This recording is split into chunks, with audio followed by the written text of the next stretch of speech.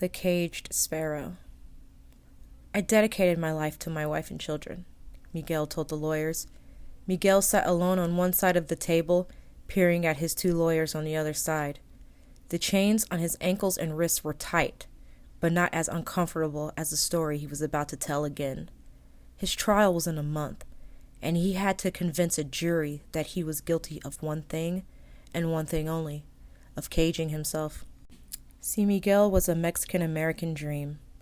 Once before the kids, before the endless bills, before Lena, his wife, came home expecting dinner on the table, he had everything. His dreams of making it to the big leagues was in arm's reach.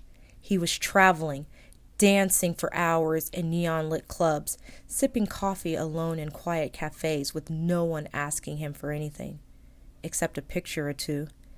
Estoy, bendecido, he would whisper to himself daily. But life had other plans. A shattered knee during a game, and then Lena. Their tiny apartment in the Bronx was always loud. Kids crying, Lena talking about work, the TV blaring. Miguel's days were an endless loop of cleaning, cooking, making sure Lena had ironed skirts and the kids had full stomachs. At first, he did it because he loved them. Then he did it because he had to. And then he stopped wanting to do it altogether. Dishes sat in the sink for days. The kids ate microwaved meals.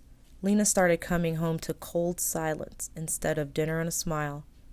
Then Lena started to come home later and later and later. Her hair stayed styled, her nails immaculate, and she always needed a new outfit for some event. But Miguel, he had nothing to look forward to. One night Lena slammed her keys on the table. "Miguel, what's up with you? You don't care about anything anymore." Miguel was cutting chorizo with a sharp knife, trying to focus and remain calm. Miguel finally looked at the woman he fell for, stared at her, his hands gripping the edge of the counter. He wanted to yell at her he was drowning, that he hadn't had a moment to himself in years, that he was tired of being needed by others but never seen, that all his dreams were shattered and no one cared. Instead, he just exhaled and said, "I don't know what to tell you." He went back to cutting the meat. He was suffocating in this life. Lena rolled her eyes and went to get dressed for another fun night out on the town.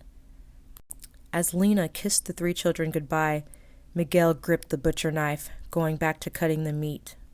If only he had a way out of this cage. If only he had a way out of this cage, he thought as he kept cutting the meat. In frustration, he accidentally cuts his finger, blood splattering onto the countertop. If only he had a way out of this cage.